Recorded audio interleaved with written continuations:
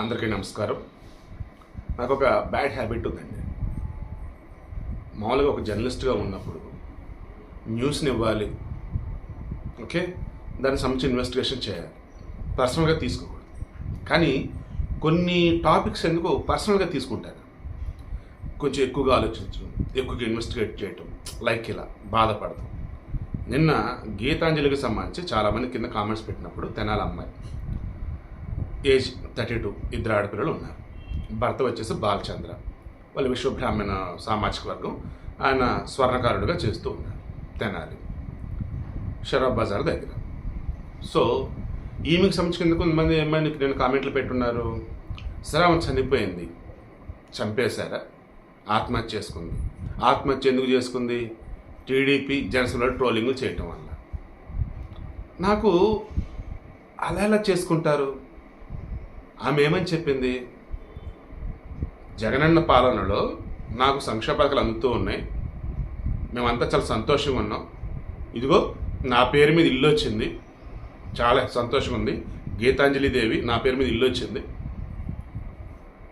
And నా పిల్లలకి అమ్మఒడి 5 సార్లు వచ్చింది. అక్కడ ఉన్నటువంటి ఇంట్రో చేసే యూట్యూబ్ అతను మీరు ఎవరికి ఓటేస్తారు ఏంటి అన్నప్పుడు నేను జగన్కే ఓటేస్తాను, ఎందుకంటే ఆయన పరిపాలన అన్నీ బాగున్నాయి, మా ఎమ్మెల్యే కూడా మాకు సన్నిహితంగానే ఉంటారు. సో ఇలా చెప్పుకునే మూమెంట్లో ఎలా ఉందంటే ఆమె నిజంగానే సంతోషం ఫీల్ అవుతూ ఆ బెండపూడి స్కూల్లో వాళ్ళు ఇంగ్లీష్కి సంబంధించి చెప్పేటప్పుడు కొంచెం ఓవర్ ఎగ్జాగరేట్ అయినట్టు ఈమె అలా అనిపించేటప్పటికి సోషల్ మీడియాలో ట్రోలింగ్ చేశారు. ఈమె చేసిన ట్రోలింగ్ విధానం ఏదైతే ఉందో, గతంలో నారా లోకేష్ని కానీ, చంద్రబాబుని కానీ, నారా భువనేశ్వరుని కానీ, నారా బ్రాహ్మణుని కానీ, పవన్ కళ్యాణ్ని కానీ, రేణుదేశాన్ని కానీ, వీళ్ళని చేసిన ట్రోలింగ్ ఏదైతే ఉన్నదో దాంతో కంపేర్ చేసినప్పుడు చాలా చాలా తక్కువ. అండ్ నువ్వు పర్సనల్గా ఎక్కడ ఎవరు వెళ్ళడం. కానీ ట్రోలింగ్ అనేది కొంచెం చేసినా తప్పే నేను అంటాను. అమాయకులను అసలు చేయకూడదు. ట్రోలింగ్ వచ్చేసి నువ్వు ఎవరిని చేయాలి? తప్పు చేసిన వాళ్ళని, రాజకీయంగా లేదా సెలబ్రిటీ పరంగా ఉన్నప్పుడు లైక్ ఆ వేళ చేయి, సామాన్యులు జోలిపోద్దు. ఈవెన్ నేను మొన్న వీడియో ఇస్తున్నప్పుడు ఏమన్నాను, అమ్మా మీరు సామాన్యులు కావచ్చు, లేదన్నప్పుడు కెరీర్ పరంగా ఎదుగుతున్నటువంటి వాళ్ళు కావచ్చు, పొలిటికల్గా వారిది జోలికి పోవద్దు, వారి ట్రాప్లో మీరు పడొద్దని నేను అన్నా. అదే కదా అన్నాను. ఇప్పుడు ఈమెకు సంబంధించి మెయిన్గా అంతా హైలైట్ చేసింది ఏంటి? 5 సార్లు అమ్మఒడి వచ్చింది, ఓసారి ఫిక్స్డ్ డిపాజిట్ కూడా చేశానంది. అమ్మఒడి వచ్చేది ఎంత? నువ్వు ఫిక్స్డ్ డిపాజిట్ కూడా చేయటం ఏంటమ్మా, అవతలలో చెప్పమన్నారు అనుకుని వీళ్ళు ఎందుకు చెప్పావు అని లైక్ ఈవేళ అంత పోస్టులు పెట్టుకుంటూ వచ్చున్నారు. 5 సార్లు రాలే అమ్మఒడి, 4 సార్లు వచ్చింది. బట్ ఆమె 5 సార్లు అంది. ఓకే, ఫిక్స్డ్ డిపాజిట్ చేసి అంత అమౌంట్ లైక్ ఈవేళనే కదా అంత ఆశ్చర్యపోయింది. ఏంటి ఇలా చెప్తున్నారు? పాపం ఇటువంటి సామాన్యులను తీసుకొచ్చి ఈ వైసీపీ బ్యాచ్ కావచ్చు, లేదా పేటీఎం బ్యాచ్ కావచ్చు, ఈ రకంగా వాళ్ళ చేత అవి చెప్పించి ఇవి చెప్పిస్తే అవి కాస్త వైసీపీలను వైరల్ చేస్తుంటే అది చూసి టీడీపీ జనసేన వాళ్ళు వచ్చేసి ట్రోలింగ్ చేస్తుంటే మధ్యలో బలిదిటువంటి సామాన్యులు. ఇదే కదా మనం మాట్లాడుకున్నాం. బయట కూడా చాలామంది ఇటువంటి పోస్టులు కదా పెట్టున్నారు. ఇప్పుడు ఈ వైసీపీ వాళ్ళు వచ్చి అనకూడదని కొంతమంది పేటీఎం కుక్కలు వచ్చి దారుణంగా ఆమెను చంపేశారు, చంపేసింది ట్రోలింగ్ బ్యాచే, అండ్ ఆ మరణాన్ని కూడా వాడుకుంటున్నారని చెప్పేసి నారా లోకేష్ మీద ఒక పోస్ట్ అనేది క్రియేట్ చేసి దాన్ని వైరల్ చేస్తున్నారు. ఏమని? ఇదిగో మా జోలికి వస్తే ఎవరైనా చనిపోవాల్సిందే, ఇక్కడి నుంచి మా జోలికి రావద్దు. ఏమయ్యా అంత దారుణంగా అసలు ఒక మనిషి పోస్ట్ పెట్టడు, అట్లాంటిది నారా లోకేష్ అతను పోస్ట్ పెడతాడా? అది కూడా నమ్మిస్తుంది, దాన్ని కూడా వైరల్ చేస్తున్నాం ఈ పేటీఎం బ్యాచ్. అసలు ఏం జరిగింది? ఫస్ట్ థింగ్, అదే ఆత్మహత్య కాదు. నేను స్టార్టింగ్ నుంచి కూడా కొన్ని వెనకాల అటాచ్ చేస్తున్నాను కదా, అవి వచ్చేటప్పటికి ఏంటంటే FIR copy, soft copy download చేద్దామని చూస్తుంటే అది అవ్వట్లా. ఆల్రెడీ ఒక ఎఫ్ఐఆర్ కాపీ దొరికింది, తెలిసిన వాళ్ళు పంపున్నారు, నేను అది చెక్ చేశాను.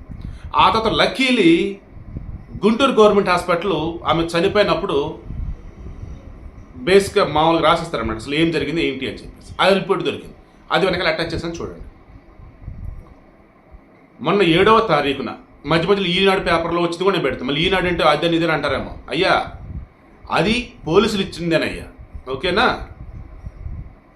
7వ తారీఖున ఉదయం 11 గంటల సమయం జన్మం ట్రైన్ అంటున్నారు. అది వచ్చేసి ఈ తెనాల నుంచి విజయవాడ సైడ్ మూవ్ అవ్వాలి. అది ట్రైన్ ఆగుందని చెప్పేసి ఆమె అనుకుంది, అది స్లోగా వెళ్తుందని ఆమె అనుకుంది. పట్టాలు దాటాలి. ఈ పట్టాలు దాటే మూమెంట్లో ట్రైన్ స్పీడ్ అందుకున్న మూమెంట్లోనే పాపం అప్పటికి లోకో పైలట్ బ్రేక్ వేశాడు. బ్రేక్ వేసిన సరే ఆ స్లో మూమెంట్లో అయినా సరే వెళ్ళి ఆమె గుద్దుకుంది. ఆమె పై సైడ్కి పడి తల గాయమైంది. మీరు ఆమె బాడీని కూడా గమనించినట్టయితే తల మీద హెయిర్ అంతా తీసేసింది. ఓకేనా, రిమైనింగ్ బాడీ అంతా నార్మల్గానే ఉంది. మీకు అర్థమవుతుందా? పట్టాలు దాటుతున్న మూమెంట్లోనే ఆమెకి రైలు ఢీకొని తలకి బాగా గాయమైంది. ఇమ్మీడియట్గా 7వ తారీఖు ఉదయం 11 గంటలకి ఇమ్మీడియట్గా అక్కడ ఉన్నటువంటి వాళ్ళు జీఆర్పీ అన్నప్పుడు గవర్నమెంట్ రైల్వే పోలీస్ వాళ్ళు ఏం చేశారంటే 188కి చెప్పడం, వాళ్ళు అక్కడి నుంచి వచ్చేసి తెనాలి గవర్నమెంట్ ఆసుపత్రి పట్టుకెళ్ళారు. అది వచ్చేసి ఈ రైలు స్టేషన్ నుంచి గుంటూరు వెళ్ళే రూట్లోనే ఉండిద్ది అనమాట. సో అక్కడికి తీసుకెళ్ళారు. అక్కడున్న డాక్టర్లు ఫస్ట్ ఎయిడ్ రిమైనింగ్ చేసేసి పొజిషన్ కొంచెం క్రిటికల్గా ఉంది, గుంటూరు గవర్నమెంట్ హాస్పిటల్ తీసుకుని చెప్పి రిఫర్ చేశారు. అక్కడి నుంచి అంబులెన్స్లో గుంటూరు గవర్నమెంట్ హాస్పిటల్కి వచ్చింది సాయంత్రం 7 గంటలకి. వెనకాల డాక్టర్ కాపీ పెట్టే చూడండి, 7 గంటలకు. ఓకేనా, 7వ తారీఖు 8, 9, 10 ట్రీట్మెంట్ చేస్తూనే ఉన్నారు. బట్ 11వ తారీఖు తెల్లవారుజాము అంటే నిన్న ఎర్లీ మార్నింగ్ 2 గంటలప్పుడు ఆమె కన్ను మూసింది, చనిపోయింది. ఇక ఇమీడియట్గా ఆ ఫార్మాలిటీస్ అవన్నీ కంప్లీట్ చేసి గుంటూరు గవర్నమెంట్ హాస్పిటల్లోని పోలీస్ అవుట్ పోస్ట్ అని ఉంటుంది, అక్కడే వాళ్ళకి అప్డేట్ ఇచ్చున్నారు. వాళ్ళు ఈ గవర్నమెంట్ రైల్వే పోలీస్ విజయవాడ వాళ్ళకి చెప్పున్నారు. వాళ్ళు తెనాలి పోలీస్ స్టేషన్ పరిధి కదా అని చెప్పేసి మొత్తం కూడా ఎఫ్ఐఆర్ అనేది ఫైల్ చేయడం జరిగింది. సో ఎఫ్ఐఆర్ కాపీ నేను మళ్ళీ చెప్తాను, మధ్య మధ్యలో ఆ ఇమేజ్ వస్తూ ఉండొచ్చు, బట్ రఫ్గా చూడండి. ఓకేనా, ఈ FIR copy soft copy download చేద్దాం మార్నింగ్ నుంచి ట్రై చేస్తూనే ఉన్నా సరే అవ్వట్లా. మార్నింగ్ జనరల్గా అరౌండ్ 7 to 8 మధ్య లేస్తాను, లేచిన ఫ్రెష్ అవుతాను, వాకింగ్కి వెళ్ళిపోతాను. బట్ ఈరోజు వెళ్ళాల, మార్నింగ్ నుంచి కూర్చొని దీనికి సంబంధించిన న్యూస్ మొత్తం చెక్ చేస్తూనే ఉన్నా. లక్కీలీ డాక్టర్ కాపీ అందటం అండ్ ఈమెకు సంబంధించి మొన్న 7వ తారీఖు యాక్సిడెంట్ అయితే 8వ తారీఖు పేపర్లో రావటం, ఇవన్నీ కూడా కనపడి. అంటే దీని అర్థం ఏంటండి, అది జరిగింది ప్రమాదం.